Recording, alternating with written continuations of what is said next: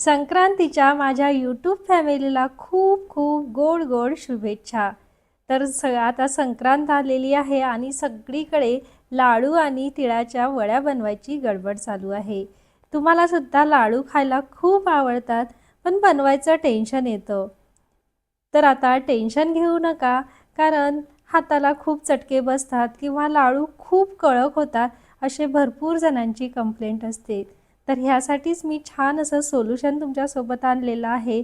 तर लाडू तुमचे एकदम असे गरगरीत होतील आणि जराही कडक होणार नाही। त्यासाठी काही सिक्रेट टिप्स मी इथं सांगितलेले आहे, त्यामुळे व्हिडिओ जराही स्किप न करता पूर्ण शेवटपर्यंत बघा। खूप सुंदर होतात हे लाडू। चला तर मग सुरुवात करूया। तर इथे मी 1 वाटी तीळ घेतलेले आहे। तर हे विदाउट पॉलिश तीळ आहे, पॉलिश केलेले नाही, साधेच तीळ आहे। स्वच्छ निवडून घेतले। तर आता साधारण मी वाटीच्या प्रमाणे तुम्हाला सगळे साहित्य दाखवते। त्यानंतर अर्धी वाटी मी इथं शेंगदाणे घेतलेले आहे। तर शेंगदाणे तुम्ही 1 वाटी आणि 1 वाटी तीळ घेतलं असं प्रमाण घेतलं तरीही चालतं। टोटल आता या 1.5 वाटीच्या सामानाला मी 1.5 वाटी गूळ घेतलेला आहे। त्यानंतर आता गॅस पेटवून घेऊया आणि गॅसवरती आपण हे तीळ मस्त छान भाजून घेऊया। तर लक्षात ठेवा, हे तीळ आहे ना आपल्याला खूप मोठ्या आचेवरती भाजायचे नाही, अगदी मध्यम आचेवरती छान मस्त भाजून घ्यायचे आणि खूप जास्त वेळ भाजायचे नाही, नाहीतर याला अशी कळवट अशी चव येते। तर मस्त आपले हे तीळ आता भाजून झालेले आहेत। त्यानंतर हे शेंगदाणे आहेत ना, हे मस्त असे छान मध्यम आचेवरतीच भाजायचे, मोठ्या आचेवर अजिबात भाजायचे नाही, कारण याचा रुचकरपणा जातो थोडासा। रुचकर हवे असेल तर तीळ आणि शेंगदाणे मध्यम आचेवरतीच भाजायचे। आता हे शेंगदाणे आहे ना, असे जाडसर आपण कुटून घ्यायचे, वाटलं तर याची साल काढून घ्यायची, कारण हे असे एकाचे याचे 2-4 भाग झाले पाहिजे। खूप बारीक कूट करायचं नाही, तर दाताखाली खूप छान लागतात। त्यानंतर आता कढई आपण गॅसवरती ठेवून घेतलेली आहे। आता या कढईमध्ये 1.5 वाटी आपलं तीळ आणि शेंगदाणे टोटल सामान झालेलं आहे। तर 1.5 वाटीसाठी 1.5 वाटी गूळ इथं मी घेतलेला आहे। तर नेहमी लक्षात ठेवा की हे तिळगुळाचे लाडू बनवताना हे ना थोड्या थोड्या प्रमाणातच बनवा। जास्त प्रमाणात बनवायला घेतलं तर ते पाक वगैरे कडक होतो, कारण एवढे पटापट लाडू वळल्या जात नाही। म्हणून 2-3 बॅचेसमध्ये लाडू करून घ्या। आता आपल्याला हा गूळ छान मस्त मध्यम आचेवरती वितळून घ्यायचा आहे। तर लक्षात ठेवा की इथं एक सगळ्यात महत्त्वाची ट्रिक लाडू बनवण्याची म्हणजे हा गुळाचा पाक आहे ना, खूप जास्त कडक बनवायचा नाही। फक्त आणि फक्त आपल्याला हा पाक असा छान वितळूनच घ्यायचा आहे। जेव्हा वडी बनवायची असते ना, तेव्हा हा पाक कडक बनवायचा असतो। जसं की पाण्यामध्ये टाकता बरोबर बघा, आता मस्त छान आपला पाक तयार झालेला आहे।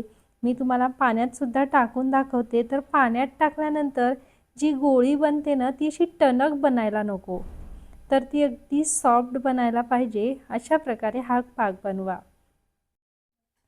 आता आपले लाडू छान मस्त आतून असे खुसखुशीत होण्यासाठी अगदी पाव चमचा यामध्ये मी सोडा टाकून घेतलेला आहे। तर हे एक सिक्रेट इन्ग्रेडियंट्स आहे, नक्की टाकून बघा।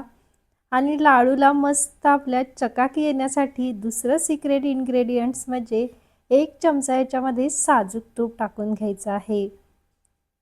तर ह्यामुळे आहे ना, लाडू आतून छान खुसखुशीत तर होतातच, पण लाडूला छान मस्त काचेसारखी चकाकी येते।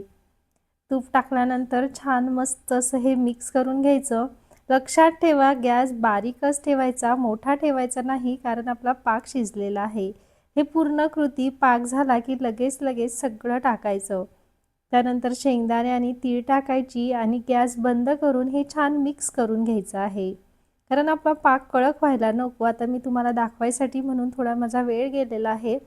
तर पटापट ह्या सगळे कृती करायची आहे। एकदा गूळ वितळला की त्यामध्ये लगेच चिमूटभर सोडा टाकायचा आणि 1 चमचाभर साजूक तूप टाकून मिक्स करायचा आणि लगेच भाजलेले शेंगदाणे आणि तीळ टाकून घ्यायची। छान मस्त एकजीव हे मिक्स करून घ्यायचं। वा मस्तच, किती छान दिसते बघा शेंगदाण्याचं त्यामध्ये कूट. आता यातला थोडा थोडा आपण भाग घेऊन याचे लाडू वळणार आहोत. तर मी दोन प्रकारे इथं लाडू सांगणार आहे, एक हाताने आणि एक विदाऊट हाताने. तर हाताने वळण्यासाठी चमच्याच्या साहाय्याने थोडंसं मिश्रण आपण घेऊया. हाताला तेल किंवा पाणी लावून अगदी असे छान मस्त वळून घ्यायचे आहे. तेलाऐवजी शक्यतो पाणीच लावा, म्हणजे जास्त चटके हाताला लागत नाही. तर ही एक आहे पद्धत. तर ही जरा किचकट आहे.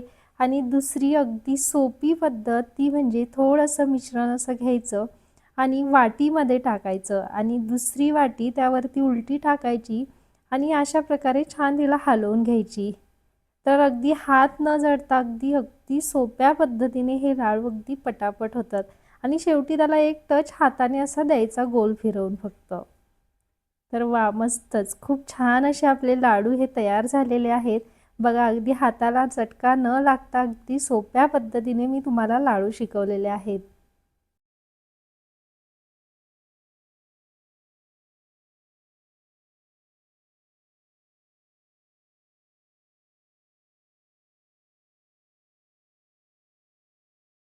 तर बघा अशा प्रकारे मस्त असे हे गोल गरगरीत लाडू माझे तयार झालेले आहेत. तर मी सांगितल्याप्रमाणे ट्रिक लक्षात ठेवा, की एक म्हणजे की पाक जास्त कडक होऊ देऊ नका आणि पाकामध्ये थोडासा किंचित पाव चमचा सोडा आवर्जून टाका. त्याचप्रकारे साजूक तूपसुद्धा टाका, म्हणजे लाडवांना छान चकाकी येईल. तर अगदी छान आणि झटपट होता. आणि ही वाटीची पद्धत तुम्हाला कशी वाटली ही कमेंटद्वारे मला नक्की सांगा. तर ह्या संक्रांतीला तुम्हीसुद्धा न घाबरता न डगमगता असे मस्त एकदम आत्मविश्वासाने असे हे खुसखुशीत लाडू नक्की तयार करा. तर तुम्हाला या संक्रांतीच्या खूप खूप शुभेच्छा. आणि तिळगुळ घ्या आणि गोड गोड बोला. तर माझ्या अशाच छान छान रेसिपीजला तुम्हाला आवडत असतील तर सबस्क्राईब करा. चला मग पुन्हा भेटूया नवीन अशाच एका रेसिपीसोबत.